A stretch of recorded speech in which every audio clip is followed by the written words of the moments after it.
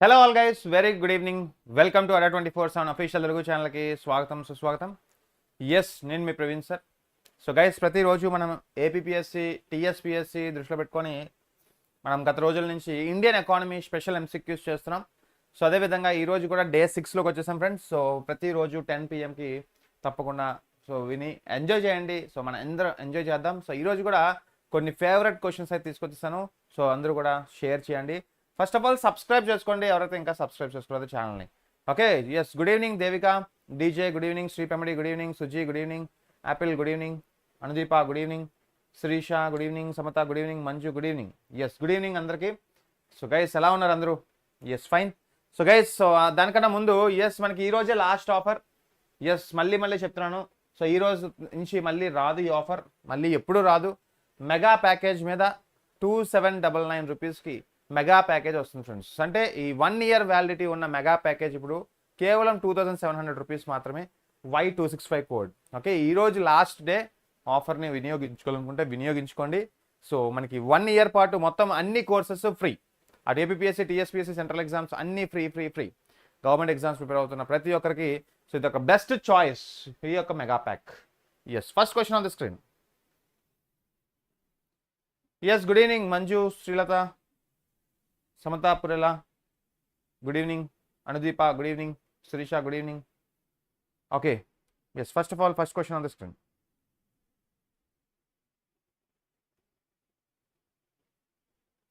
Srilatha good evening. First question on the screen.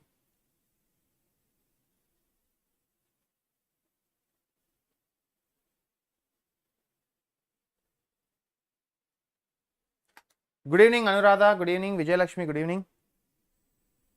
Answer A.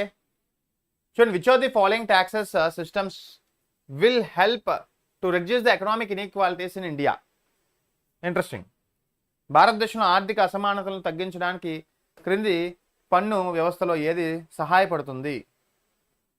Revise చేయండి guys, అన్ని questions ఈజీగానే ఉంటాయి. Just revise. గుడ్ ఈవినింగ్ విద్యార్థి, good evening. Okay, so clear side అవ్వాలా? Answer B or A. Confuse అవ్వద్దు. Okay, confuse అవ్వద్దు. Simple question. So simple question. Answer పక్కా A friends. A ఎందుకు రైట్ ఆన్సర్ అంటే, సో ఫ్రెండ్స్, ప్రోగ్రెసివ్ టాక్సేషన్ అనేది direct tax. So ట్యాక్సెస్లో చెప్పుకుంటా కదా, ట్యాక్సెస్లో మనకి 2 types ఆఫ్ ట్యాక్సెస్, ఒకటి డైరెక్ట్ ట్యాక్స్, ఇంకోటి indirect tax. Okay, so direct ట్యాక్సెస్లో మనకి ఒక టైప్ ఆఫ్ కార్పొరేట్ ట్యాక్స్, అలాగే పర్సనల్ ఇన్కమ్ ట్యాక్స్ వస్తుంది. అంటే మనకి ఎప్పుడు కూడా దేశానికి డైరెక్ట్ ట్యాక్స్ నుంచి ఎక్కువ వస్తే మంచిది కదా. సో ఇండైరెక్ట్ ట్యాక్స్ అనేది అందరూ కడతారు, ఎవరు సంపాదించకపోయినా. సో మీరు సంపాదించకపోయినా ప్రతి ఒక్కరు కట్టాల్సిన ట్యాక్స్, మనం ప్రతిరోజు కొంటున్న వస్తువులపై కట్టాల్సిన ట్యాక్స్. ఓకే, సో ప్రతిరోజు మనం వినియోగిస్తున్న వస్తువులపై వేసే ఒక ఇండైరెక్ట్ ట్యాక్సే మనకి జిఎస్టీ లాంటివి. సో ఒక రిగ్రెసివ్ టాక్సేషన్ అనేది ఒక మంచిది కాదు యాక్చువల్గా. సో అంటే దేశానికి డైరెక్ట్ ట్యాక్స్ వస్తేనే, దేశానికి డైరెక్ట్ ట్యాక్స్ నుంచి ఎక్కువ వస్తేనే అది ఇన్కమ్ ఇన్ఈక్వాలిటీస్కి దారితీస్తుంది. ఎందుకంటే ఎవరైతే సంపాదిస్తారో వాళ్ళు కడుతున్నారు కదా, ఎవరైతే అభివృద్ధి చెందుతున్నారో, ఎవరైతే ప్రోగ్రెసివ్ అవుతున్నారో వాళ్ళు మాత్రం కట్టాల్సిన ట్యాక్స్. ఓకే, సో మనకి which of the following tax system will help to reduce the economic inequalities అంటే డైరెక్ట్ ట్యాక్సెస్. రిగ్రెసివ్ ట్యాక్స్ అనేది ఇండైరెక్ట్ ట్యాక్స్ అండి. ఓకే, సో ఇండైరెక్ట్ ట్యాక్స్ అనేది మంచిది కాదు యాక్చువల్గా దేశంకి. అంటే ఏ దేశమైనా అవ్వచ్చు, మనకి ఇండియా అవ్వచ్చు, ఇంకా ఏ దేశమైనా అవ్వచ్చు, ఇండైరెక్ట్ ట్యాక్స్ నుంచి డబ్బు ఎక్కువ రాకూడదు. అంటే పేద ప్రజల నుంచి ఎక్కువ పిండకూడదు. ఎవరైతే సంపాదిస్తారో, ఎవరైతే ఆర్థిక అభివృద్ధికి వెళ్తారో అలాంటి వాళ్ళ దగ్గర బిగ్ షాట్స్ నుంచి మనం తీసుకోవాలి. Okay, so very important. So answer మనకి progressive taxation is the right answer. అంతే కదా friends. Progressive tax is the tax in which the tax rate increases as the taxable amount increases. Progressive tax are imposed an attempt to reduce the tax incidence of people with a lower ability to pay as such taxes if the incidence. అంటే ఎవరి మీద అయితే incidence ఉంటుందో, ఎవరి మీద అయితే ఒక 7 lakhs 8 lakhs 9 lakhs యాన్యువల్గా సంపాదిస్తారో వాళ్ళు మాత్రం కట్టాల్సిన ట్యాక్స్, దీన్ని ఇన్సిడెన్స్ ట్యాక్స్ అని కూడా అంటాం. ఓకే, అర్థమవుతుందా ఫ్రెండ్స్?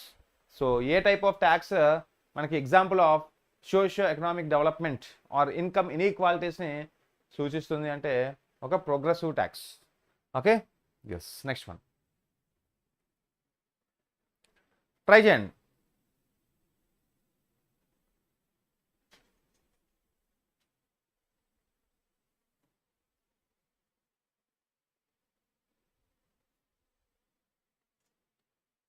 చూడండి, ways and means advances refers to.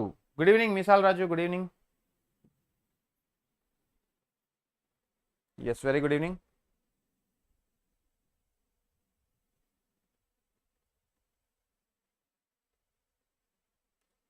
Right.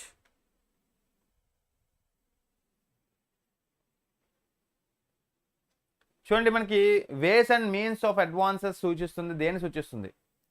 Farmers getting loans from నాబార్డా, industries getting temporary loans from commercial banks, government getting temporary loans from RBI, or government getting loans from international financial institutions.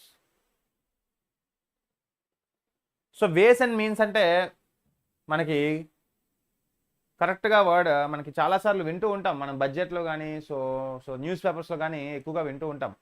కొన్ని రాష్ట్రాలు కొంత అడ్వాన్స్ని తీసుకుంటాయి central government నుంచి, దాన్ని ways and means అంటాం. So ఇక్కడ answer మనకి ఎస్, ఇండస్ట్రీస్ కాదు friends, governments getting some temporary. Okay, yes. So very important answer C friends. ఇది ఆర్బీఐ నుంచి తీసుకునే ఒక టెంపరరీ రుణాలు, ప్రభుత్వం ఆర్బీఐ నుండి తాత్కాలిక రుణాలను పొందుతుంది. సో దీన్నే వేస్ అండ్ మీన్స్ అంటాం. సో అందుకని RBI act as a, so గవర్నమెంట్స్కి బ్యాంక్ కూడా యాక్ట్ చేస్తుంది కదా, అంటే RBI acting as a banker to government as well as banker to banks. So మనం ఫంక్షన్స్ ఆఫ్ ఆర్బీఐ చెప్పుకుంటాం. So RBI acted as a banker to government as well as banker to banks, all banks. So ఇక్కడ గవర్నమెంట్స్కి కూడా, రాష్ట్రాలకి అటు central గవర్నమెంట్కి so కొంత రుణం అయితే ఇస్తుంది వేస్ అండ్ మీన్స్ రూపంలో, అడ్వాన్సెస్ రూపంలో. అయితే ఇక్కడ మనకి కండిషన్ ఏంటంటే వితిన్ 3 monthsలో, చూడండి ఇక్కడ. ఓకే, సో మనకి వితిన్ 3 monthsలో మనకి అది కట్టేయాలి మళ్ళీ. ఓకే, సో అంటే మ్యాక్సిమం 3 months వరకు అడ్వాన్స్ ఇస్తుంది ఫ్రెండ్స్. సో 3 months లోపల సో దీన్ని తిరిగి ఇచ్చేయాలి ఆర్బీఐకి. ఓకే, సో ఇది ఒక రూల్స్ ఉంటాయి.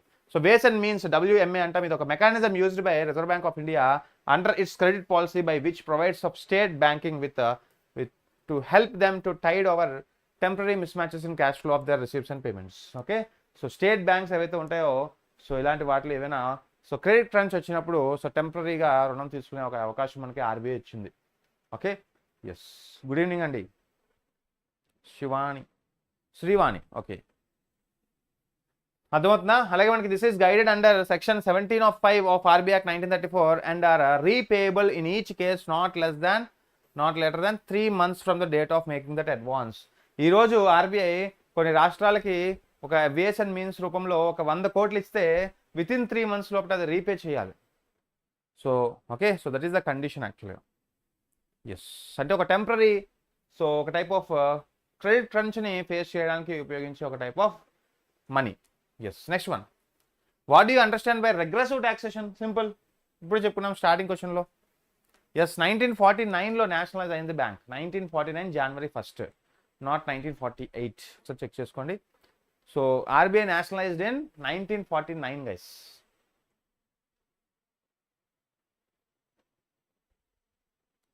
So what do you understand by regressive taxation?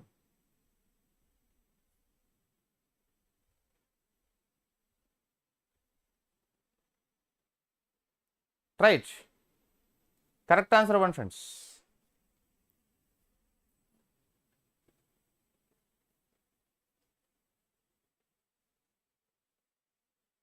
Yes, what is the right answer? Okay, no problem. So answer C, a tax that takes a larger percentage from low income people than from higher income group. Yes, okay, indirect tax kada. Regressive tax ante em friends? So regressive taxation ద్వారా మనకి ఏం అర్థమవుతుందంటే అధిక ఆదాయం కలిగే వ్యక్తుల కంటే తక్కువ ఆదాయం కలిగిన వ్యక్తుల నుండి ఎక్కువ శాతం తీసుకున్న పన్ను. ఓకే, సో అందుకే రెగ్రెసివ్ అంటాం. సో ఇది వెరీ డేంజరస్ యాక్చువల్లీ. సో ఎవరైతే సంపాదించట్లేదో వాళ్ళు మాత్రం వాళ్ళ దగ్గర కాకుండా, సో సంపాదిస్తున్నారో వాళ్ళ దగ్గర కాకుండా సంపాదించలేని వాళ్ళు ఉంటారు కదా. ఫర్ ఎగ్జాంపుల్ మనకి నాన్ ట్యాక్స్ పేయర్స్ ఉంటారు కదా, అలాంటి వాళ్ళు డైరెక్ట్గా మనకు ఒక పెన్ కొన్నా, ఒక షర్ట్ కొన్నా, ఒక వస్తువు ఏదైనా కొన్నా సో దాని మీద వేసే ఒక పన్ను, సో ఒక ఇండైరెక్ట్ ట్యాక్స్. సో గవర్నమెంట్కి ఇటువంటి వాటి నుంచి వచ్చే ఇన్కమ్ అనేది ఎప్పుడు కూడా తక్కువ ఉండాలి when compare to direct tax. So okay, regressive tax అనేది హై ఇన్కమ్ వాళ్ళు కట్టే ట్యాక్స్ కన్నా లో ఇన్కమ్ వాళ్ళు కట్టే ట్యాక్స్ ఎక్కువైనప్పుడు దాన్ని రెగ్రెసివ్ టాక్సేషన్ అంటాం. Indirect taxes. Answer C. Regressive tax is generally a tax that is applicable uniformly. This means that it hits lower income individual harder. Okay, so very important friends. అలాగే the regressive tax imposes a greater burden related to resource on the poor than on rich. So rich కన్నా poor మీద ఎక్కువ effect అవుతుంది, అంతే కదా. For example మనకి ఒక litre petrol 100 రూపాయల నుంచి 110 అయ్యింది. ఓకే, 100 రూపీస్ ఉండే లీటర్ పెట్రోల్ 110 అయ్యింది. ఇక్కడ అనిల్ అంబానీకి అదే 110 రూపీస్కి కొంటాడు, అదే మనలాంటి వాడు కూడా 110 రూపీస్కే కొంటాడు. Okay, so rich rich rich మనకి ఎఫెక్ట్ అవ్వడు కానీ ఎక్కువగా poor will effect more. Yes, simple. Next question.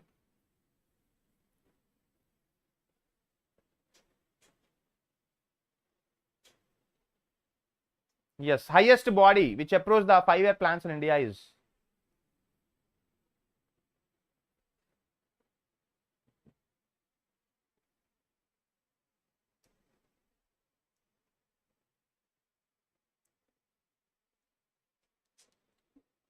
Yes, simple. Answer 1, yeah.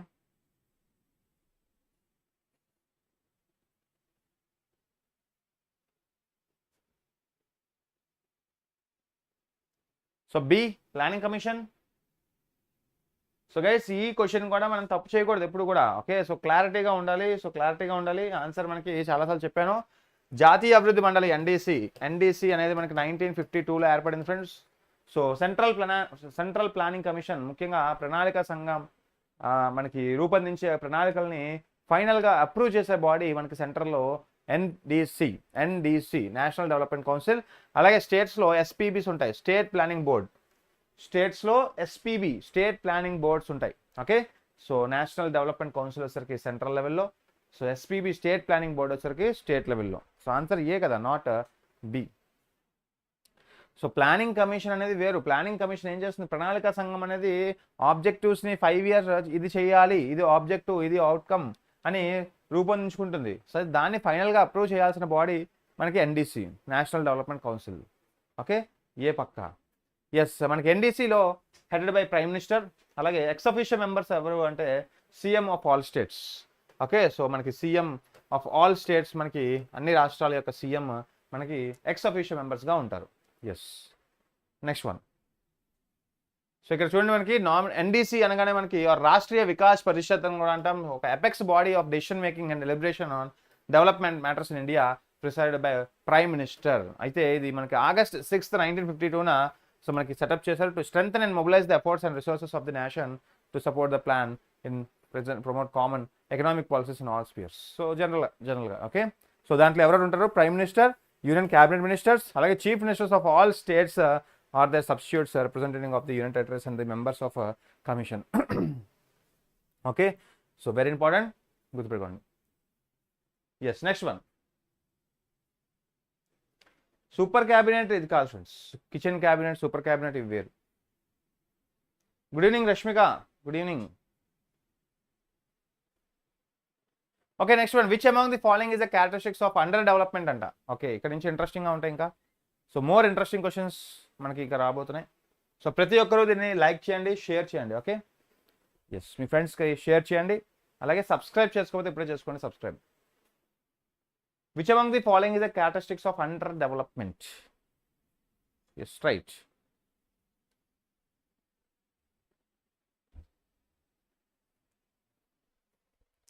Okay, rising mass consumptions లేకపోయి అనుకోండి, మన దేశంలో ఇండస్ట్రీస్ లేకపోతే మన యూత్కి ఉపాధి ఎక్కడి నుంచి వస్తుంది, ఉపాధి లేకపోతే ఇన్కమ్ ఎక్కడి నుంచి వస్తుంది, ఇన్కమ్ లేకపోతే so they can not be afford to buy some minimum goods.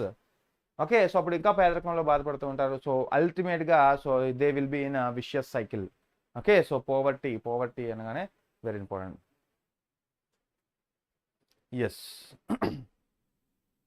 Yes, group 2కి చెప్పాను కదా ఫ్రెండ్స్, టీఎస్పీఎస్సీ అవ్వచ్చు, ఏపీపీఎస్సీ అవ్వచ్చు, సో ఎటువంటి సెంట్రల్ ఎగ్జామ్స్ అయినా అవ్వచ్చు, అన్నిటికీ ఉపయోగపడే క్వశ్చన్స్ ఇవన్నీ ఇండియన్ ఎకానమీకి సంబంధించినవి కాబట్టి మీరు అందరూ కూడా నేర్చుకోవచ్చు, ఇండియన్ ఎకానమీకి సంబంధించినవి. Okay, yes, next one.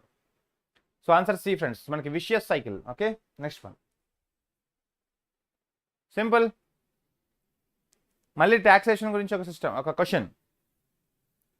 Which among the following is the tax levied by centre and not shared with states అంట.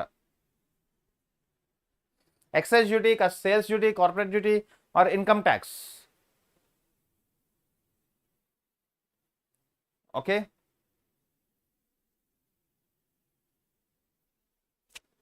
Yes good evening Sunitha Muthyala, good evening. Okay, బియా యా. Which among the following is a tax levied by center and not shared with states?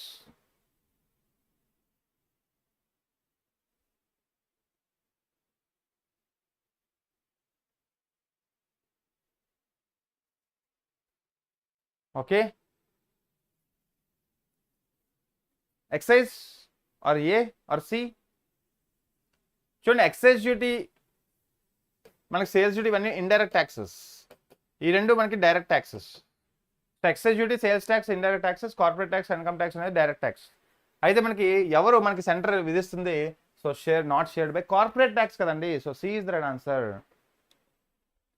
So confuse అవ్వద్దు మళ్ళీ. So ఇక్కడ మనకి centre విధించే tax ఏదంటే ఒక type of so corporate tax మనకి షేర్ చేయండి. ఓకే, సో ఇంకోటి, సో కార్పొరేట్ ట్యాక్స్ మనకి ఎవరు విధిస్తారు అంటే yes central government, but it is not shared with states. So that is the important. But income tax, sales tax, excise duty ఇవన్నీ కూడా share చేస్తారు. మనకి డివల్యూషన్ ఆఫ్ ట్యాక్సెస్ అనే కాన్సెప్ట్లో చెప్పుకుంటాం. ఎస్, సో ఆన్సర్ గుర్తుందా? సో ఆన్సర్ తెలుస్తుందా మనకి? కార్పొరేట్ ట్యాక్స్ అనేది సో సెంట్రల్ విధించే tax, but it is not shared by any states to any states. Very good, doubt ఏం లేదు friends. Okay, simple.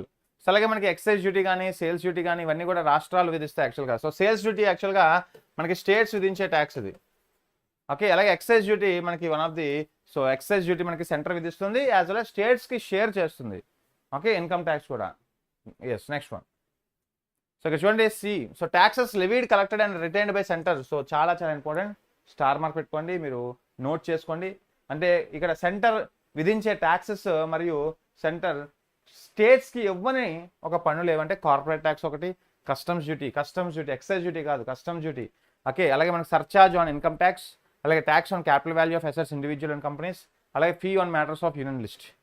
Okay, so మనకి ఈ జాబితా, సో సెంటర్ జాబితాలో ఏవైతే సబ్జెక్ట్స్ ఉంటాయో వాటి మీద వేసే పన్నుని సెంటర్ విధిస్తుంది, బట్ స్టేట్స్కి షేర్ చేయవు. సో గుర్తుపెట్టుకోండి friends. So corporate tax, customs duty అనేది తెలుసు కదా. కస్టమ్స్ డ్యూటీ, ఎక్సైజ్ డ్యూటీకి డిఫరెన్స్ ఏంటో. ఎక్సైజ్ డ్యూటీ అనేది సో మనకి విత్ ఇన్ స్టేట్స్లో, ఓకే, మన భారతదేశంలో ఉత్పత్తి అయ్యే వస్తువుల మీద వేసే పన్ను. ఓకే, మన భారతదేశంలో ఉత్పత్తి అయ్యే వస్తువుల మీద వేసే పన్నుని ఈ యొక్క ఎక్సైజ్ డ్యూటీ అంటాం. అంటే ఫర్ ఎగ్జాంపుల్ మన భారతదేశంలో సో కియా మోటార్స్ మనకి ఉంది, కియా మోటార్స్ అనంతపూర్లో ఉంది. సో అక్కడ మనకి కన్స్ట్రక్షన్స్ జరుగుతున్నాయి, కార్స్ కంపెనీస్ తయారవుతున్నాయి, డెవలప్ చేస్తున్నారు. ఓకే, సో ఆ కార్స్ కంపెనీ తయారీలో సమ్ ప్రొడక్షన్ ట్యాక్స్ లాంటిది ఒక ట్యాక్స్ ఉంది. సో అది ఎక్సైజ్ డ్యూటీ అంటాం. అదే మనం ఒక జాగ్వార్ కంపెనీ, జాగ్వార్ కార్ని కానీ జాగ్వార్ బైక్ని కానీ మనం తెచ్చుకున్నాం అనుకోండి యూఎస్ఏ నుంచి ఇండియాకి, అప్పుడు విధించే పన్నుని కస్టమ్స్ డ్యూటీ అంటాం. కస్టమ్స్ డ్యూటీ అనేది ఇంపోర్టెడ్ గూడ్ మీద వేసే పన్నుని, ఓకే, కస్టమ్స్ డ్యూటీ అంటాం. Yes, good evening, all is well, good evening. Next one. Yes, ఇవన్నీ రాసుకోండి guys. Next, which of the following is not an example of economic overhead? Interesting. క్రింది వాటిలో ఆర్థిక భారాలకు ఉదాహరణ కాదు. ఓకే, ట్రై చేయండి ఫ్రెండ్స్, సింపుల్, ట్రై చేయండి. సో ఇలాంటి వర్డ్స్ అనేవి చాలా కీలకం. ఎకానమీలో ఇటువంటి వర్డ్స్ అనేది మనకి అర్థం అవ్వాలి, అర్థమైతేనే ఇలాంటి క్వశ్చన్స్ మనకి ఆన్సర్ చేయగలం. జనరల్గా ఇటువంటి క్వశ్చన్సే మనకి గ్రూప్స్ లాంటి ఎగ్జామ్స్లో ఇస్తాడు. ఓకే, బేసిక్గా ఐడియా ఉందా లేదా మీకు అని తెలుసుకోవడానికి. చూద్దాం ఎంతమంది అర్థం చేస్తున్నారో, ఈ క్వశ్చన్ని ఎంతమంది అర్థం చేస్తున్నారో చూద్దాం. ఓకే, సో బియా, సియా ఆర్ ఏయా? Okay, very good attempts first of all. Answer B అంటున్నారు కొంతమంది, సి అంటున్నారు కొంతమంది, ఏ అంటున్నారు. Which of the following is not an example of economic overheads? So క్రింది వాటిలో ఆర్థిక భారాలకు ఉదాహరణ కాదు.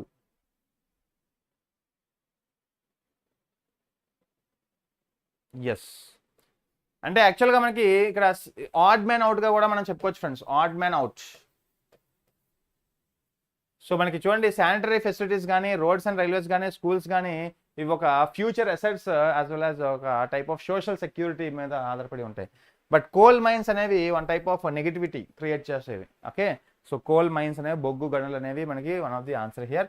ఒకసారి మనకి ఈ యొక్క ఎకనామిక్ ఓవర్ హెడ్స్ అంటే ఏంటో చూద్దాం. So B is the right answer guys. ఒకసారి చూద్దాం. స్టక్ అయిందా?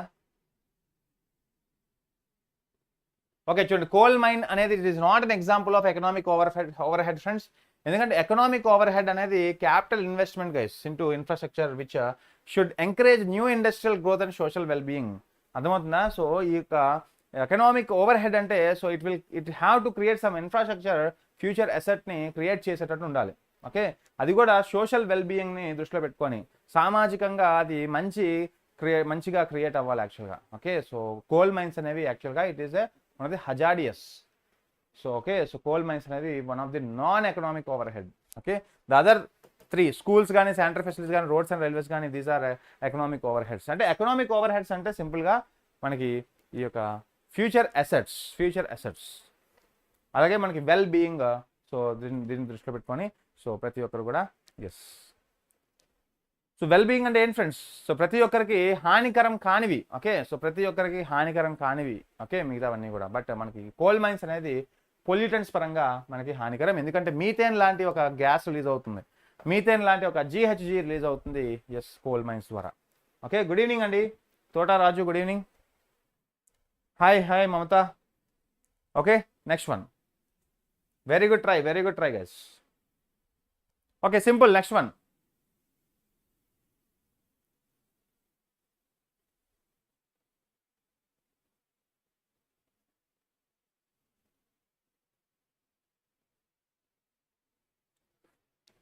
ట్రై చేయండి.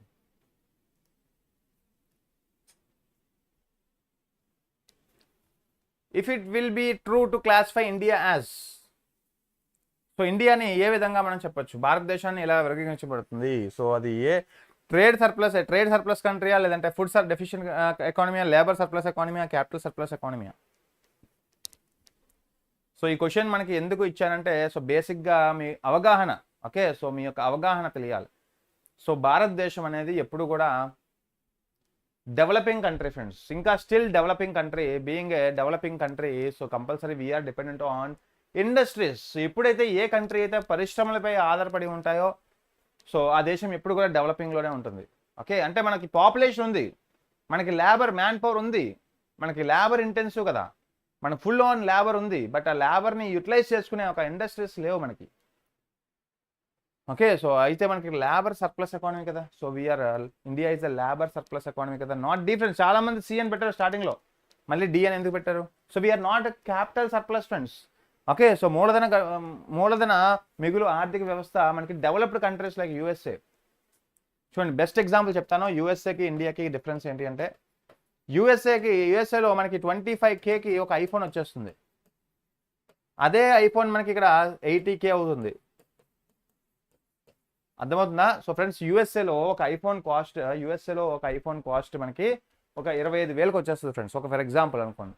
అదే ఇండియాలో తీసుకుంటే ఒక 80K ఉంటుంది. ఎందుకు తేడా ఏంటి అంటే సో సో ఆల్వేస్ డిమాండ్ అనేది సప్లైతో మ్యాచ్ అవ్వగలదు అనమాట. సో డిమాండ్ ఆల్వేస్ సప్లైతో మ్యాచ్ అయితే సో ప్రైజెస్ కూడా స్టెబుల్గా ఉంటాయి. అంటే ఇక్కడ యూఎస్ఏలో ఐఫోన్స్ యొక్క డిమాండ్ పెరిగితే వెంటనే సప్లై చేసే సామర్థ్యం ఉంది అక్కడ. సో స్కిల్ మనకి ఉన్నాయి. సో వెల్ ఎస్టాబ్లిష్డ్ కంట్రీస్ ఉన్నాయి, వాళ్ళకి వెల్ క్యాపిటల్ ఇంటెన్సివ్ కంట్రీస్ అవన్నీ కూడా. ఓకే, సో ఒక టైప్ ఆఫ్ ఇన్ఫ్రాస్ట్రక్చర్ బిల్డ్ ఉండే కంట్రీస్ ఎప్పుడు కూడా డిమాండ్ ఇంక్రీజ్ అయితే వెంటనే సప్లై చేసే సామర్థ్యం ఉంది. సో ప్రైజెస్ కూడా స్టెబుల్గా ఉంటాయి. అదే మనకి ఇక్కడ డిమాండ్ పెరిగింది అనుకోండి, సో సప్లై వెంటనే పెంచలేం మనం, because of lack of capital intensive. Okay, so మన దగ్గర సో ఈ మూలధనం లేదు, కంపెనీస్ లేవు, ఇన్ఫ్రాస్ట్రక్చర్ లేదు, but we are having some labour intensive economy, but governments are not utilising them. So అందుకనే మనకి ఇంకా డెవలపింగ్ స్టేజ్లో ఉన్నాం. So why we are developing stage in India still అంటే we are not able to match the demand and supply. That's all, అంతే, ఇంకేం చెప్పట్లేదు. ఎవరైనా అడిగితే సో మీకు ఎందుకు ఇంకా డెవలపింగ్ స్టేజ్లో ఉండిపోయింది ఇండియా అంటే so lack of industries, lack of demand supply matches. Okay, we are not able to balance the demand and supply. Okay, so మనకి ప్రొడక్ట్ మనకి మాస్ ఫాలోయింగ్ ఉంది, మనకి మనకి ఏముంది, పాపులేషన్ ఉంది, మ్యాన్ పవర్ ఉంది, but we're not able to utilise that man power. Okay, so భారతదేశం ఇప్పుడు labour surplus economy friends. Very good.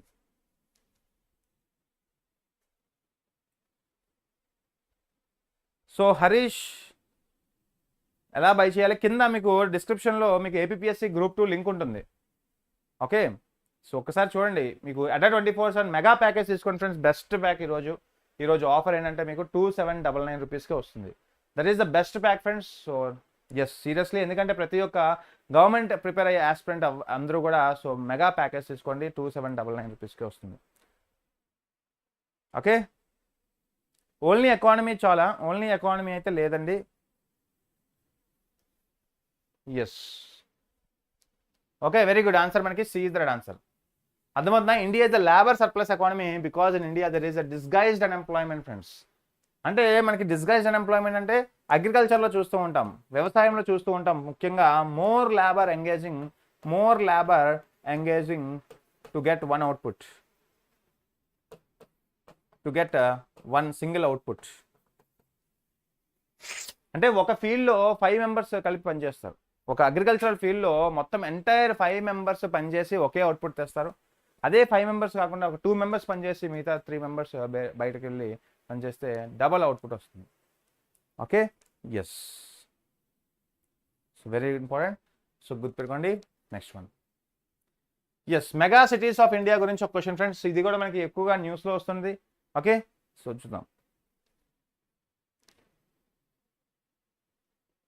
Yes capital, lack of capital friends, మనకి ఇప్పుడు కూడా క్యాపిటల్ తక్కువ.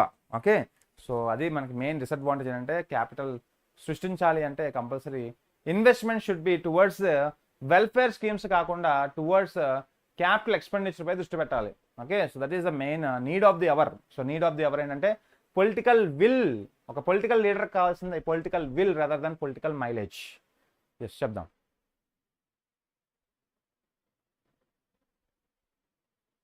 So mega cities of India గురించి ఒక question try చేయండి.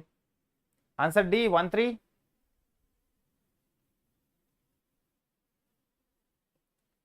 Yes చూద్దాం.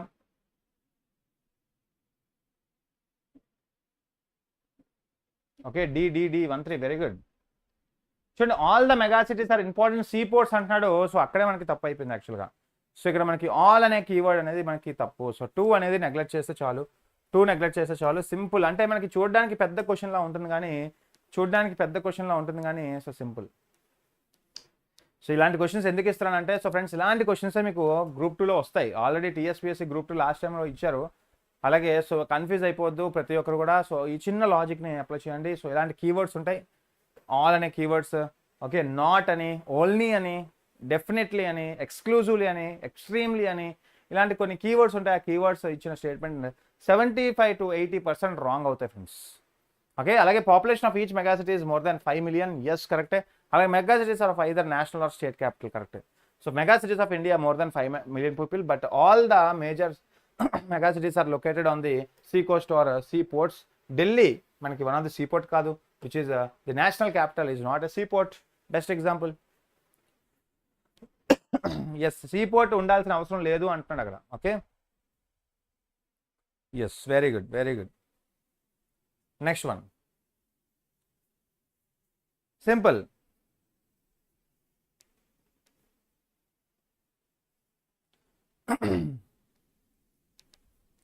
ట్రై చేయండి guys.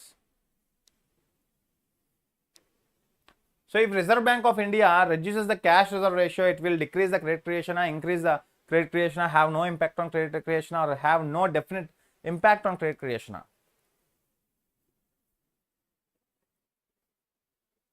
Reserve bank of India నగదు నిల్వ నిష్పత్తిని తగ్గిస్తే ఏమవుతుంది?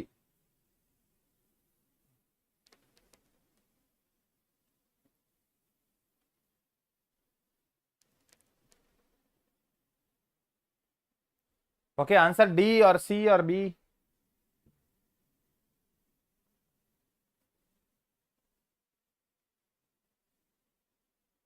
సో గైస్ ఇక్కడ ఏం లేదు, మనకి సిఆర్ అంటే ఏంటి? ఫస్ట్ ఆఫ్ ఆల్ సిఆర్ అనేది మోనిటరీ పాలసీ, ఆర్బీఐ యొక్క మోనిటరీ పాలసీలో మనకి bank reserve ratios, bank policy rates, అలాగే ఓపెన్ మార్కెట్ ఆపరేషన్స్ అనే టూల్స్ చెప్పుకుంటాం. ఇక్కడ బ్యాంక్ రిజర్వ్ రేషియోస్లో సిఆర్ఆర్, ఎస్ఎల్ఆర్ గురించి చెప్పుకుంటాం.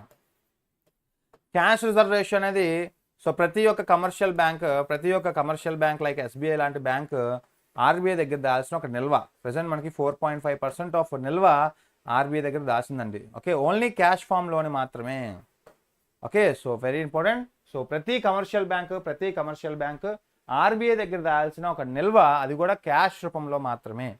ఒకవేళ ఈ ఆర్బీఐ ఇంక్రీజ్ చేయమంది అనుకోండి, 5.5 పెట్టు నువ్వు అని అన్నాం అనుకోండి, అంటే ఇక్కడ బ్యాంకింగ్లో డబ్బులు తగ్గించడానికి చేస్తుంది.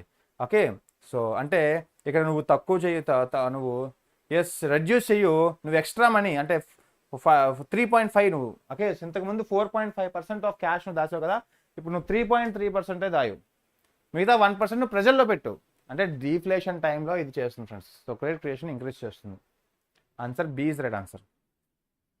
ఓకే, సో ఏం లేదు, ఇక్కడ డీఫ్లేషన్ సిచ్యువేషన్స్లో మనీ సప్లై ప్రజల్లో ఉండదు కాబట్టి, కోవిడ్ లాంటి టైంలో ఏమైంది, కోవిడ్ లాంటి టైంలో కానీ అలాగే డిమానిటైజేషన్ టైంలో కానీ డబ్బులు లేవు ప్రజల దగ్గర. సో డబ్బులు ప్రజల్లో లేనప్పుడు సో డిమాండ్ ఆఫ్ గూడ్ ఉండదు కదా, సో గూడ్ యొక్క డిమాండ్ ఉండదు. సప్లై ఉన్నా సరే డిమాండ్ లేకపోతే ప్రైజెస్ డ్రాప్ అవుతాయి. సో ఇంకా ఇంకా ఇంకా డీఫ్లేషన్కి వెళ్ళిపోకుండా, ఇంకా ప్రైజెస్ పడిపోకుండా దీన్ని ఎక్కడొక్కడ ఆపాలి అంటే సో బ్యాలెన్స్ చేయాలి మనీ సప్లైని.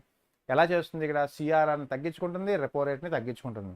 అంటే వడ్డీ రేట్లు తగ్గుతాయి. వడ్డీ రేట్లు తగ్గితే ప్రతి ఒక్కరు లోన్ తీసుకుంటారు అట్ చీపర్ కాస్ట్ ఆఫ్ ఇంట్రెస్ట్కి. అప్పుడు క్రెడిట్ క్రియేషన్ అనేది జరుగుతుంది పబ్లిక్లో, అప్పుడు ప్రైజెస్ అనేవి గెట్ స్టెబిలైజ్డ్. ఇవన్నీ మనం చెప్పుకున్నాం guys. So answer B. Cash reservation is a specific minimum fraction of the total deposits of customers which commercial banks have to hold as a reserves either in cash or deposits with the central bank. Okay, like an increase in CRR means that banks have fewer funds available and money is stocked out of circulation. So friends ఏం లేదు, CRR increase చేస్తే దాని అర్థం ఏంటి, so tightening చేస్తున్నట్టు. Okay, ప్రజల నుంచి డబ్బులు లాక్కున్నట్టు. సిఆర్ఆర్ని తగ్గిస్తే ప్రజలకి డబ్బులు పంపిణీ చేస్తున్నట్టు. ఓకే, ఇవన్నీ మనం చూసాం. జవహర్ రోజ్గార్ యోజన యొక్క మెయిన్ ఆబ్జెక్టివ్ ఏంటి, JRY. Yes right.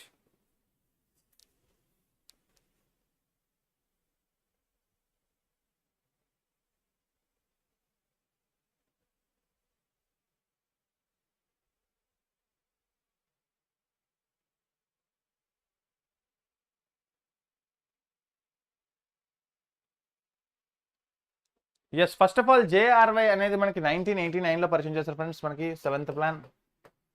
సో 1985 నుంచి 90 మనకి EFGH అనే కోడ్ చెప్పుకున్నాం. EFGH అనేది J for Jawahar Rozgar Yojana, H for Hindu growth rate. So మనకి all of the above friends. So create employment opportunity for unemployed persons, provide employment to youth in rural areas, strengthen the rural economy and social infrastructure. So ముఖ్యంగా ఇక్కడ D is the right answer. ఏం లేదండి, ఇక్కడ ప్రతి ఒక్కరికి ఉపాధి కల్పించడమే జవహర్ రోజ్గార్ యోజన యొక్క ముఖ్య ఉద్దేశం, ముఖ్యంగా గ్రామీణ ప్రాంతం వారికి. ఓకే, అలాగే అన్ఎంప్లాయిడ్ పర్సన్స్కి, నిరుద్యోగులకి ఒక ఉపాధి కల్పించడం, ఉపాధి ఆపర్చునిటీ కల్పించడం. ఓకే, గ్రామీణ ప్రాంతంలో ఎంప్లాయ్మెంట్ని క్రియేట్ చేయడం. ఓకే, అలాగే ముఖ్యంగా సో అల్టిమేట్గా ఏమవుతుంది, సో సోషల్ ఇన్ఫ్రాస్ట్రక్చర్ పెరుగుతుంది. ఓకే, సోషల్ రూరల్ ఎకానమీ పెరుగుతుంది, గ్రామీణ ప్రాంతంలో ఎకానమీ పెరుగుతుంది. సో ఆటోమేటిక్గా సో మనకి డిమాండ్ వస్తుంది. బెస్ట్ ఎగ్జాంపుల్ మనకి MG NREGA. So MG NREGA అంటే Mahatma Gandhi national rural employment guarantee act ద్వారా సెంట్రల్ గవర్నమెంట్ ఏం చేస్తుంది, ప్రతి ఒక్క ఇండివిజువల్ పనిచేసిన ప్రతి ఒక్క మహిళకు కానీ అబ్బాయి కానీ సో 202 నుంచి 280 రూపాయలు చేతిలో పెడుతుంది రోజుకి కాలువ పనులు చేసేందుకు. ఓకే, అంటే వర్షాకాలం ముందు, అంటే మనకి మార్చ్ ఏప్రిల్ మే నెలలో మనకి కాలువలు తవ్విస్తూ ఉంటుంది అనమాట. సో వర్షాలు వచ్చే ముందు ఆ చెరువులంతా కూడా క్లీన్ చేసే ప్రోగ్రామ్ ఇది. ఓకే, సో ఇలాగా ఒక type of self employment scheme. ఎందుకంటే గ్రామీణ ప్రాంతంలో మనకి పాపులేషన్ ఎక్కువ ఫ్రెండ్స్. ఈ గ్రామీణ ప్రాంతంలో కానీ డిమాండ్ని సృష్టించగలిగితే, క్రెడిట్ క్రియేషన్ చేయగలిగితే సో ఆటోమేటిక్గా డిమాండ్ ఆఫ్ ద గూడ్ని పెంచుతారు వాళ్ళు. ఓకే, అంతే కదా, డబ్బులు కానీ చేతిలో పడితే వాళ్ళు డిమాండ్ పెంచుతారు. సో డిమాండ్ పెరిగితే సప్లై పెరుగుతుంది, సప్లై పెరిగితే ప్రొడక్షన్ పెరుగుతుంది, ప్రొడక్షన్ పెరిగితే ఆటోమేటిక్గా GDP పెరుగుతుంది. Yes, next one answer D. So by merging the two erstwhile wage employment program, National Rural Employment Program and Rural Landless Employment Guarantee Program RLEGP, the Jawahar Rozgar Yojana was started with effect from April 1st, 1989. అంటే జవహర్ రోజ్గార్ యోజన యొక్క రెండు schemes ఏంటి అని అడుగుతాడు ముందు. Okay, so మనకి NREP as well as మనకి RLEGP. So NREP RLEGP రెండు కలిసి మనకి 1989లో ఒక కొత్త ప్రోగ్రామ్గా అవతరించింది జవహర్ రోజ్గార్ యోజన. అయితే on an 80:20 cost sharing basis between the center and states. Okay, compulsory ఇది state sponsored scheme guys, central sponsored scheme ఇది.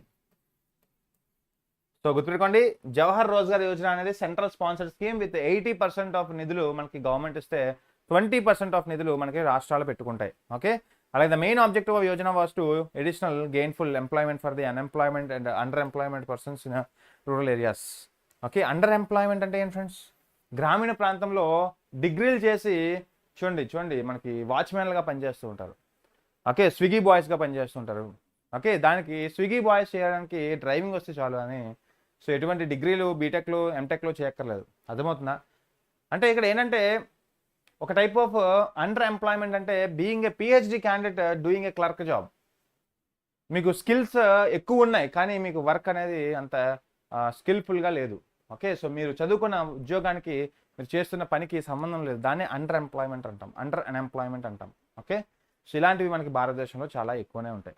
సో చాలామంది బీటెక్లు డిగ్రీలు చేసి సో చాలా ఖాళీగా ఉన్నారు ఇప్పుడు మన యూత్ అంతా కూడా. సో ఏం చేస్తున్నారు, వెంటనే మనకి ఈ శ్రీకాకుళం నుంచి, విజయనగరం నుంచి, వైజాగ్ నుంచి నోటిఫికేషన్ లేక సో అందరూ చేసేది ఏంటంటే సో మనకి గోదావరి కానీ సో ఇలాగా విశాఖ కానీ ట్రైన్ ఎక్కేసి హైదరాబాద్ వెళ్ళిపోయి అక్కడ కొన్ని కోచింగ్ సెంటర్స్లో జాయిన్ అయిపోయి సో ప్యారల్గా డబ్బులు లేక వాళ్ళు చిన్న సో ఇలాగా గిగ్ ఎకానమీ ఫాలో అయిపోతున్నారు. అంటే మనకి ఈ ర్యాపిడో అని సో స్విగ్గీ అని జొమాటో అని అవి ఎప్పుడు కూడా అన్ఆర్గనైజ్డ్, ఎప్పుడు ఎలా ఉంటాయో తెలియదు. ప్లాట్ఫామ్స్ అనేవి ఎప్పుడు ఎలా ఉంటాయో తెలియదు.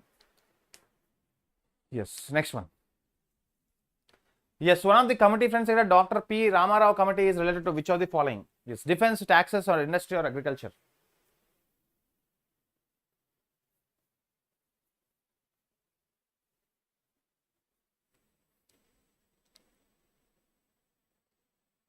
Yes, 80:20 అండి, 90 కాదు, 80:20 రేషియో. ఓకే,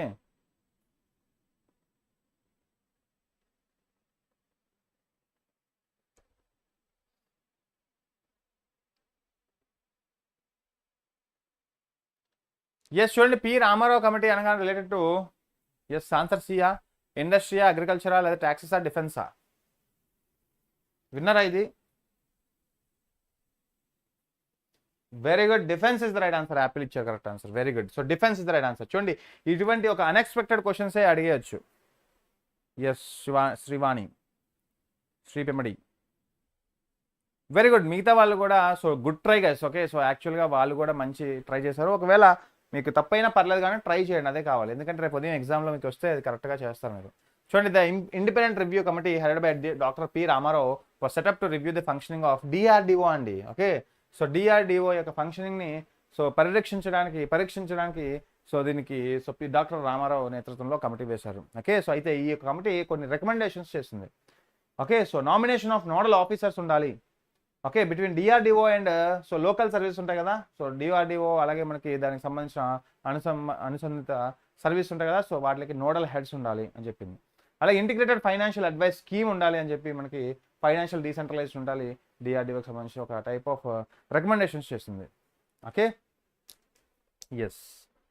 ఎస్ కొత్తగా ఉంటాయి ఫ్రెండ్స్, కొత్తగా ఉంటాయి. So don't worry. Okay, very good. Next one, which is the first Indian company to listed in NASDAQ? Yes, interesting.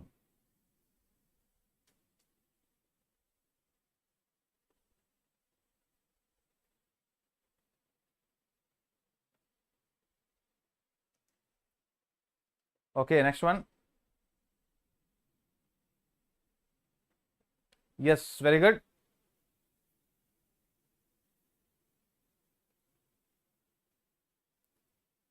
Very good. So guys మనకి answer Infosys guys. D is the right answer. Very good. D చాలా సార్లు క్వశ్చన్లు అడిగారు మనకి group 2 లాంటి ఎగ్జామ్లో. ఇన్ఫోసిస్ గుర్తుపెట్టుకోండి, one of the multinational company.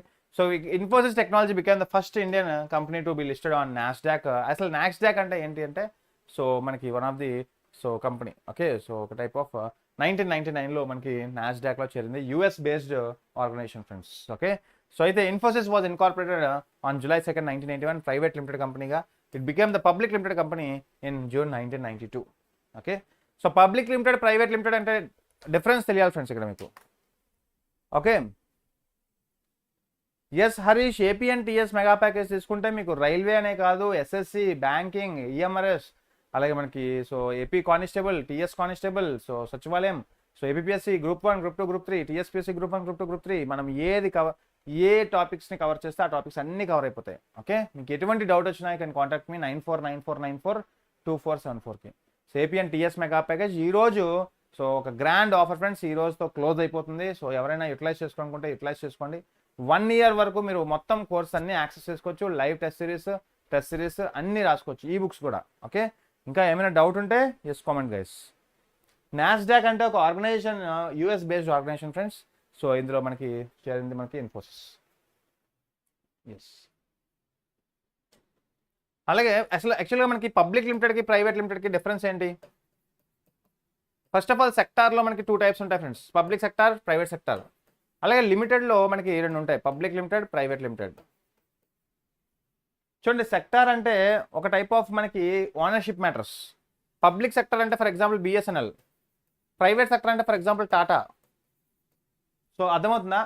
So sector అనేది వేరు, లిమిటెడ్ వేరు. సెక్టార్ అంటే ఓనర్షిప్ మ్యాటర్స్, అంటే ఎవరు 51% షేర్స్ కలిగి ఉన్నారో, 100%లో 51% షేర్స్, మెజారిటీ షేర్స్ ఎవరు చేతుల్లో ఉన్నాయో వాళ్ళు మేనేజ్ చేస్తారు. For example BSNL shares government చేతుల్లో ఉన్నాయి కాబట్టి గవర్నమెంట్ మేనేజ్ చేస్తుంది, దాన్ని పబ్లిక్ సెక్టర్ అంటాం. Okay, yes. అలాగే మనకి టాటా కంపెనీ యొక్క shares, maximum capacity of shares 51% shares Ratan Tata ఉన్నాడు కాబట్టి, సో అతను ప్రైవేట్ మెంబర్ కాబట్టి అతను ప్రైవేట్ సెక్టర్ అంటాం. సో సెక్టార్లో ఎటువంటి డౌట్ లేదు. Okay, so government sectors, private sectors అంటాం. బట్ లిమిటెడ్కి వస్తే ఇక్కడ public limited and private limited 2 ఉంటాయి. సో లిమిటెడ్ అంటే ఫర్ ఎగ్జాంపుల్ టాటా లాంటి కంపెనీ ఉంది. ఈ టాటా లాంటి కంపెనీ ఎక్స్పాండ్ అవ్వాలి అంటే, దాని బిజినెస్ విస్తరించాలి, డిఫరెంట్ స్టేట్స్లో దాన్ని విస్తరించాలంటే దానికి డబ్బు కావాలి. డబ్బు కావాలంటే రెండు మార్గాలు ఉంటాయి. ఒకటి బ్యాంక్ లోన్స్కి వెళ్ళడం, ఆర్ పబ్లిక్ని అప్రోచ్ అవ్వడం in form of shares and bonds. నా దాంట్లో షేర్స్ కొనండి, నేను లాభాల్లో ఉంటే లాభాలు ఇస్తాను, నష్టాల్లో ఉంటే నష్టాలు ఇస్తాను.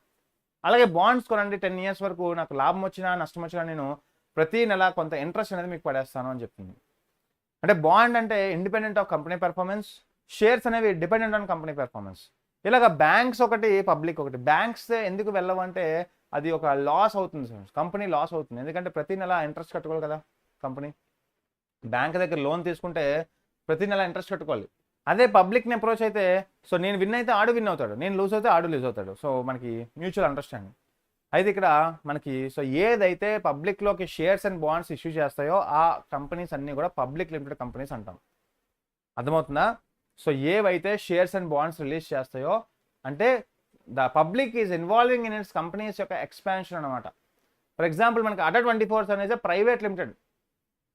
Adda247 అనేది ఒక private sector as well as private limited అంటాం.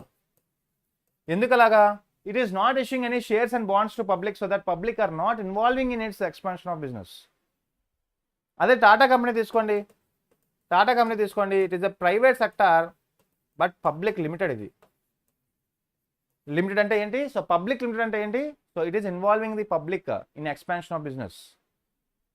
ఓకే, సో బిజినెస్ ఎక్స్పాన్షన్లో పీపుల్ని భాగస్వామ్యం చేస్తే త్రూ షేర్స్ అండ్ బాండ్స్ రూపంలో దాన్ని పబ్లిక్ లిమిటెడ్ అంటాం.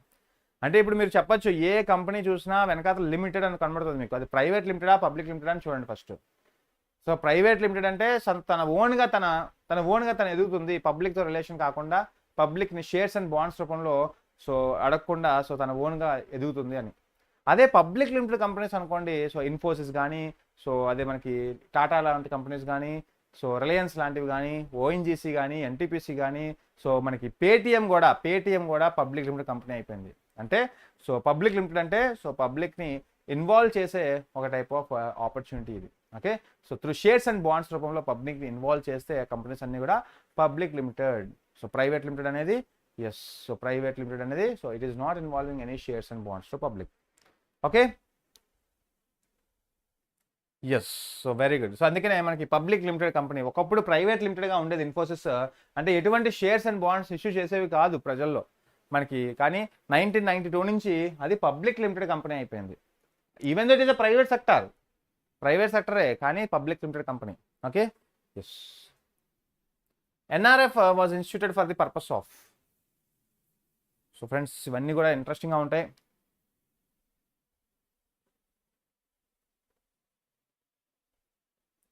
Yes,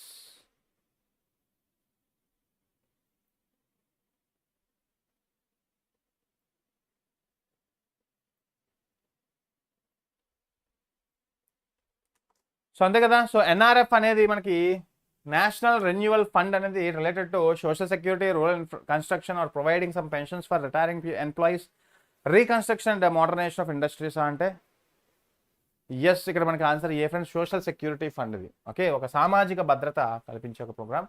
so PV Narasimha Rao government establish చేస్తుంది ఫ్రెండ్స్. ఎవరు ఎస్టాబ్లిష్ చేశారంటే పివి నరసింహారావు గవర్నమెంట్ ఎస్టాబ్లిష్ చేస్తుంది నేషనల్ రెన్యూవల్ ఫండ్. మనకి ఎప్పుడంటే 1992లో to provide a social safety net to workers who were likely to be affected by technological upgradation and modernisation Indian industry. చూడండి 1991 తర్వాత ఏమైంది, భారతదేశం ఎల్పిజికి వెళ్ళింది. అంటే 1991 తర్వాత భారతదేశం అనేది ఈ ఆధునీకరణ వైపు ఎక్కువ ఇంట్రెస్ట్ చూపించింది. అంటే we're follow some open economy. Okay, అంతవరకు క్లోజ్డ్ ఎకానమీ ఫాలో అయ్యేవాళ్ళం. సో దాని తర్వాత ఓపెన్ ఎకానమీ ఫాలో అయ్యేవాళ్ళం, మోడర్నైజేషన్ వైపు అడుగులు వేసాం. ఇలాంటి మోడర్నైజేషన్ వైపు అడుగులు వేస్తున్న సమయంలో వర్కర్స్కి ఏదైనా ఎఫెక్ట్ అయితే, ఇండస్ట్రీస్ అప్గ్రేడేషన్లో వర్కర్స్కి ఏమైనా ఎఫెక్ట్ అయితే, సో అటువంటి ఒక ఎఫెక్టెడ్ వర్కర్స్కి ఒక ఫండ్ ద్వారా వాళ్ళకి రిలీఫ్ ఇచ్చేవారు అనమాట. ఒక సోషల్ అసిస్టెన్స్ ఇచ్చేవారు, ఒక భద్రత కల్పించేవారు. దాన్నే ఎన్ఆర్ఎఫ్ అంటాం. ఇది 1992లో పివి నరసింహారావు గవర్నమెంట్ మనకి ప్రవేశపెట్టింది.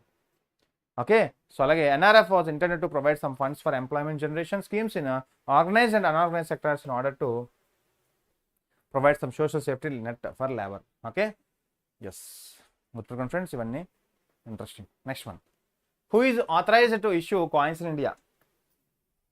Simple friends. ఇంకా ఎవరైతే లైక్ చేయలేదో సెషన్ని లైక్ చేయండి. ఓకే, సో క్వశ్చన్స్ నచ్చినట్లయితే లైక్ చేయడం మర్చిపోద్దు ఫ్రెండ్స్.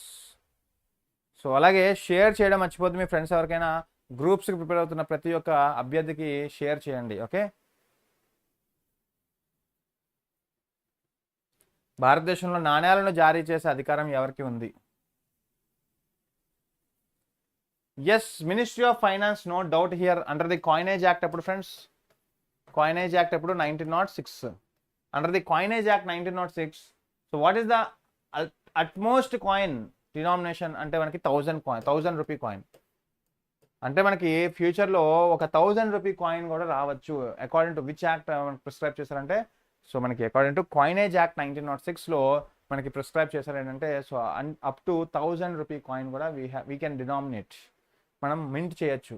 ఓకే, సో గుర్తుపెట్టుకోండి. అలాగే మనకి నోట్స్ విషయానికి వస్తే, నోట్స్ కరెన్సీ నోట్స్ వచ్చేసరికి 5000, 10,000 నోట్స్ అల్టిమేట్గా.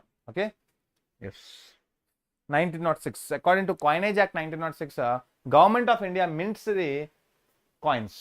అలాగే according to RBI act 1934 RBI prints the currency notes. Okay, yes, so మనకి minister of finance. So coins may be coined by at the mint for issue under the authority of central government. So ఇదంతా కూడా మనకి చదవండి friends. Okay, yes, 1 rupee coin issued by, మనకి 1 rupee note యాక్చువల్గా మనకి minister of finance signature ఉంటుంది. మిగతా అన్ని కరెన్సీ నోట్స్ ఆర్బీఐ మనకి ప్రింట్ చేస్తుంది. ఓకే, సో అది వేరు. Yes, next one, the lender of last resort is IDBI, SBI, NABARD or RBI?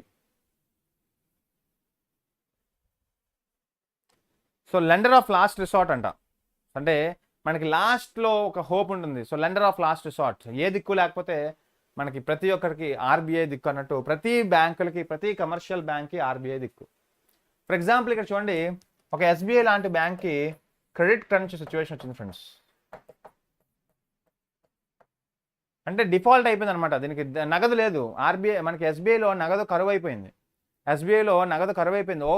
Over night మనకి మనీ కావాల్సిన అవసరం ఉంది. అప్పుడు ఏం చేసింది ఎస్బీఐ? ఒక పక్కనున్న ఒక సిబిఐ, ఒక సెంట్రల్ బ్యాంక్ ఆఫ్ ఇండియా వైపు చూసింది. సో అప్పుడు 100 కోట్లు అడిగింది ఫ్రెండ్స్. ఓకే, సో సిబిఐ 100 కోట్లు ఇచ్చింది, కానీ with higher rate of interest అనమాట. ఫర్ ఎగ్జాంపుల్ యాక్చువల్గా రెపో రేట్ అంతా 6.5%, రెపో రేట్ అంతా 6.5%, కానీ సో సిబిఐ అనేది ఇది అడ్వాంటేజ్గా తీసుకొని 7% ఛార్జ్ చేస్తూ కొంత అమౌంట్ ఎస్బీఐకి ఇస్తుంది. దీన్ని ఏమంటాం? కాల్ మనీ అంటాం. ఏమంటాం? కాల్ మనీ అంటాం. ఈ కాల్ మనీని ప్రివెంట్ చేయడానికి ఆర్బీఐ ఒక ఎంఎస్ఎఫ్ని ఇంట్రడ్యూస్ చేసింది, మార్జినల్ స్టాండింగ్ ఫెసిలిటీ. అర్థమవుతుందా? సో ఫ్రెండ్స్ ఏం లేదు, ఒక ఎస్బీఐ లాంటి ఒక బ్యాంక్ క్రెడిట్ క్రంచ్ ఫేస్ చేసినప్పుడు, మనీ విత్డ్రా చేయడానికి కూడా డబ్బులు లేనప్పుడు, సో హియర్ పక్క బ్యాంకుల్ని ఆశ్రయిస్తుంది అనమాట. ఆశ్రయించినప్పుడు అది అడ్వాంటేజ్గా తీసుకొని ఎక్కువ రేట్ ఆఫ్ ఇంట్రెస్ట్కి ఛార్జ్ చేస్తుంది. దాన్ని కాల్ మనీ అంటాం. ఆ కాల్ మనీని ప్రివెంట్ చేయడానికి సో ఆర్బీఐ యూజ్ చేసే ఒక టూల్ ఎంఎస్ఎఫ్. ఎంఎస్ఎఫ్ అనేది మార్జినల్ స్టాండింగ్ ఫెసిలిటీ. అంటే మీరు ఎంత ఎమర్జెన్సీలో అయినా ఆర్బీఐ దగ్గరకు వెళ్తే, సో జనరల్గా 6.5%కి ఇస్తుంది కదా, ఇక్కడ 6.6%కే మీకు ఎమర్జెన్సీ ఫండ్ అనేది నిధులు ఇస్తుంది అనమాట. So to prevent call money market, RBI acted as a lender of last resort. Okay, ఇవన్నీ మన కోర్సులో చెప్పుకున్నాం ఫ్రెండ్స్, ఇవన్నీ మనం చెప్పుకున్నాం. Okay, lender of last resort అని, బ్యాంకర్ ఆఫ్ ఆల్ బ్యాంక్స్ అని, బ్యాంకర్ టు గవర్నమెంట్స్ అని, ఓకే, మోనిటరీ మేనేజర్ అని, ఫైనాన్షియల్ అడ్మినిస్ట్రేషన్ అని, ఇవన్నీ కూడా మనం చెప్పుకుంటాం. So Reserve Bank of India is known as lender of last resort, friends. This is because the commercial bank faces a financial crisis and fails to obtain funds from the other sources. Then the central bank provides them with financial assistance in the form of credit. The role of central bank saves the commercial banks from the bankruptcy. అంటే బ్యాంకులు bankruptcy అవ్వకుండా కాపాడుకుంటాయి. Okay, for example SBI లాంటి bank కానీ so bankruptcy అయిపోతే, అంటే bankruptcy అంటే ఏంటి, ఒక వేలం పాటకి వెళ్ళిపోతే సో మనకి ముక్త చుట్టుపక్కల ఉన్న బ్యాంక్స్ అన్ని కొలాప్స్ అయిపోతాయి, దానికి అనుసంధానంగా ఉన్న బ్యాంక్స్ అన్ని కొలాప్స్ అయిపోతాయి.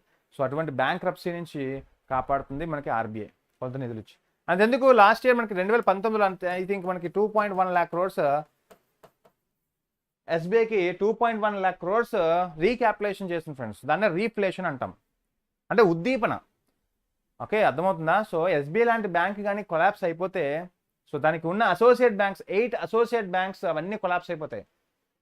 దానే సిస్టమాటిక్ రిస్క్ అంటాం. So to prevent that systematic risk so అప్పుడప్పుడు ఏం చేస్తుంది గవర్నమెంట్ ఆఫ్ ఇండియా కానీ ఆర్బీఐ కానీ కొంత రీక్యాపిటలైజేషన్ చేస్తాయి అనమాట. 2.1 lakh crores రీక్యాపిటలైజేషన్ చేసింది to Boost up again. Okay, so దాన్నే రీఫ్లేషన్ అంటాం, రీఫ్లేషన్ అంటాం, బెయిల్అవుట్ ప్యాకేజ్ అంటాం.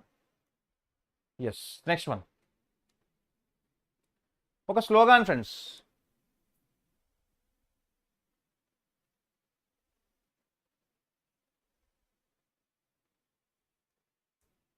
ఎస్,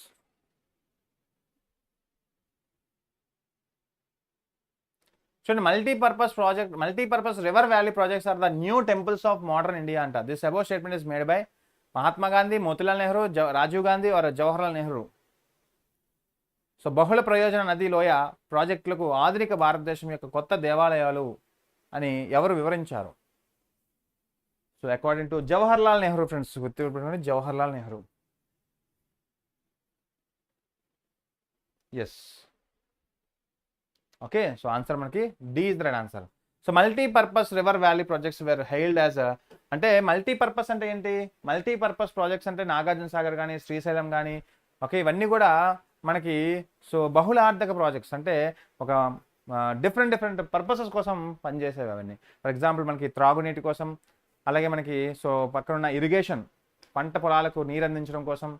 ఓకే, సో ఇలా డిఫరెంట్ వాటి కోసం, ఎలక్ట్రిసిటీ జనరేషన్ కోసం, ఇలా ఇవన్నీ కూడా డ్యామ్స్ ఉంటాయి. సో అవన్నీ కూడా ఒక టైప్ ఆఫ్ టెంపుల్స్తో కంపేర్ చేసే friends. Temples of modern India by Jawaharlal Nehru. They were internet and designed for integrated development in area concern. So ఒక్కసారి మనకి బహుళార్థక ప్రాజెక్ట్ కానీ వస్తే సో ఆ చుట్టుపక్కల పరిసరాలు అన్నీ కూడా మాగానే అయిపోతాయి, బంగారం అయిపోతాయి. సో పోలవరం ప్రాజెక్ట్ అనేది ఎప్పటి నుంచో మనకి న్యూస్లో ఉంది. ఆ పోలవరం ప్రాజెక్ట్ కానీ కంప్లీట్ అయిపోతే ఈస్ట్ వెస్ట్ గోదావరి అంతా కూడా ఫుల్ ఆన్ మనకి ధనవంతులు అయిపోతారు యాక్చువల్గా. సో ఫుల్ ఆన్ మనకి అగ్రికల్చర్ ప్రొడ్యూసర్స్ వస్తాయి. Okay, next one. అలాగే hawala in India is prohibited under the provision of which of the following acts అంట. భారతదేశంలో హవాలా అంటాం కదా, హవాలా కింద ఏ చట్టంలో నిబంధన ప్రకారం నిషేధించబడింది? హవాలా అంటే బ్లాక్ మనీ లాంటివి, హవాలా నిధులు అంటాం. సో ఫ్రెండ్స్ గుర్తుపెట్టుకోండి. So physical responsible budget management act 2003 కదా ఇది. అలాగే మనకి బ్యాంకింగ్ రెగ్యులేషన్ యాక్ట్ 1934. అలాగే మనకి ఫారెన్ ఎక్స్చేంజ్ యాక్ట్ మనకి ఫెమా 1999. అలాగే financial action task force FATF. So ఇక్కడ ఆన్సర్ మనకి ఎస్, ఆన్సర్ మనకి one of the C friends, one of the foreign exchange management act 1999. ఒకప్పుడు ఫెరా ఉండేది, ఇప్పుడు ఫెమా అయిపోయింది. FEMA foreign exchange management regulatory act. So Foreign Exchange Regulatory Act FEMA is an act of Parliament of India to consolidate and amend the law relating to foreign exchange with the objective of, అంటే సింపుల్గా హవాలా నిధి అంటే ఇది ఒక international purpose కోసం, international transactions deal చేసేది కాబట్టి అప్పుడు ఇంటర్నేషనల్గా ఉండేది ఏంటంటే మనకి one of the so FEMA. Okay, so అలా కూడా మీరు లింకప్ చేసుకోవచ్చు. Okay, next one. Devaluation of currency leads to.